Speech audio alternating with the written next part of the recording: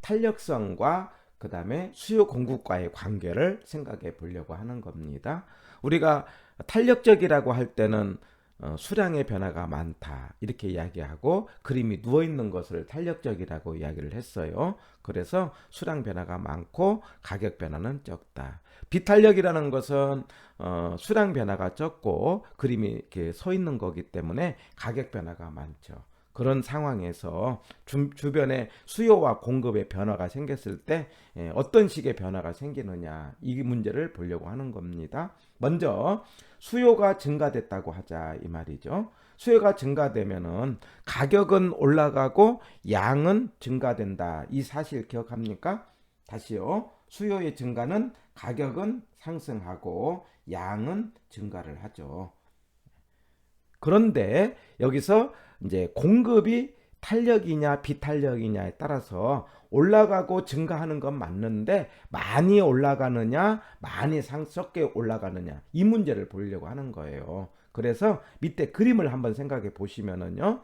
먼저 균형이 이루어졌어요. 수요 공급이 만나갖고 이렇게 균형이 이루어진 상태가 있습니다. 이걸 말하자면 A라고 하자고요. 그런 상태에서 수요가 증가를 했어요. 수요가 증가했다는 것은 수요 곡선이 우측으로 갔다 이런 말 아닙니까? 그러면 이제 우측으로 가는 거니까 새로운 만난 점이 생기게 되는 거예요. 이걸 B라고 하고요. 여기를 C라고 하자 이 말이에요. 그래서 B와 C라는 상태에 새로운 만난 점이 생겼는데 B는 뭐하고 만났냐면은 공급이 탄력적인 것하고 만났어요. 공급 곡선이 누워있지 않습니까? 탄력적이에요. 그럴 때 A에서 B로 가는 경우에 그 관계하고 그 다음에 C는 공급이 비탄력적일 때 서 있는 그림입니다. 그러면 A에서 B로 가는 경우하고 A에서 C로 가는 경우를 비교해 봤더니 A에서 B로 가는 경우는 말하자면은 수요가 증가해서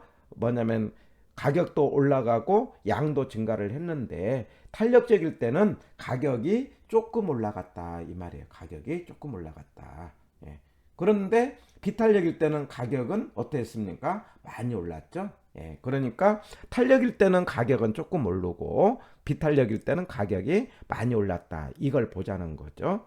그 다음에 또 하나 수량을 놓고 보낼 때 옆으로가 수량 아닙니까? 탄력일 때는 수량이 이만큼 많이 움직였죠. 그런데 비탄력일 때는 이만큼 수량이 조금 움직였죠. 그래서 수요가 증가했는데 공급이 탄력적일 때는 가격도 올라가고 수량도 증가를 하는데 문제는 탄력일 때는 양은 크고 가격은 작다. 예. 근데 비탄력일 때는 가격이 크고 그 다음에 양이 작다. 이걸 기억하자는 거죠. 그래서 제가 뭐냐면 탄수더 비가더 이런 말을 해요. 탄수더 그 다음에 비가더 무슨 말이냐? 탄력적일 때는 수량이 더 움직인다. 탄력적일 때는 수량이 더 움직이고 비탄력일 때는 가격이 더 움직인다.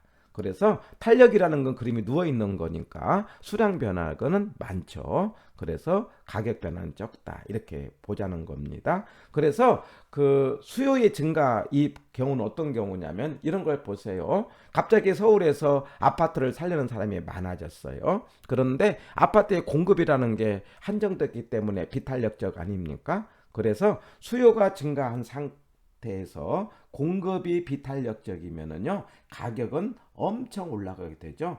그래서 가격 상승폭이 크다 이런 것을 우리 예측하자 이런 이야기예요. 네. 거기에 대해서 오른쪽에 공급의 증가를 보자고요. 공급의 증가는요 가격이 어떻습니까? 떨어지죠. 그 다음에 양은 증가하는 것 아닙니까? 다시요. 공급의 증가는 가격은 뭐가 되고 하락하고 양은 증가를 합니다. 근데 문제는 가격이 떨어지는 것은 맞는데 여기서 이제 공급의 증가로 가격이 떨어지는데 이게 A점이라고 하면은 이 수요가 탄력이냐 비탄력이냐에 따라서 탄력일 때 이걸 B로 보자고요. 그 다음에 비탄력일 때 여기를 C로 보자고요. 그래서 A에서 B로 가던 A에서 C로 가던 가격은 밑으로 갔으니까 떨어졌잖아요. 그런데 B로 갈 때는 가격이 조금 떨어지고, 여기 탄력적일 때는 가격의 하락폭이 적고, C로 갈 때는 비탄력이니까 뭐가 됩니까? 가격의 하락폭이 크다, 이렇게 말할 수 있죠. 그래서 비탄력일 때는 많이 떨어지고 탄력일 때는 적게 떨어집니다. 자, 거기에 대해서 수량은요.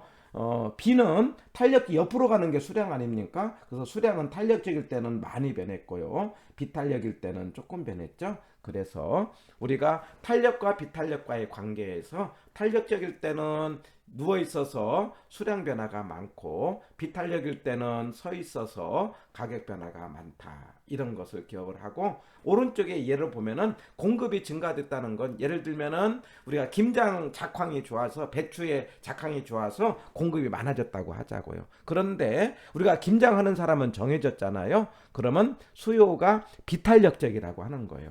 공급이 증가된 상태에서 수요가 비탄력적일 때는요, 가격이 어떤 일이 생깁니까? 그냥 완전히 떨어져서 우리가 그냥 팔지도 못하고 밭에서 그냥 김장 김치를 엎어버린다고 하지 않습니까? 그런 사례를 여기서 생각해 볼 수가 있어요.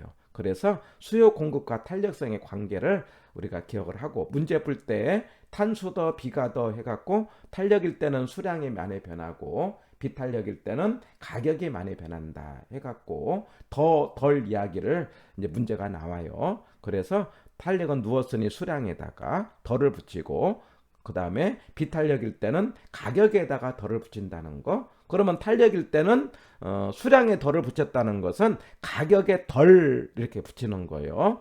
비탄력일 때는 가격에 덜을 붙였다는 것은 수량에다가 덜 이렇게 붙이는 겁니다. 자, 이 부분은 나중에 문제를 풀면서 조금만 연습을 하면은 쉽게 풀 수가 있습니다. 문제와 연관시키고 그림과 연관시켜서 한번 조금 판단을 해보시면 됩니다. 처음 하시는 분은 약간 어려워하는 파트이기도 합니다. 이번 시간에는 탄력성과 균형의 변화 생각해 봤습니다.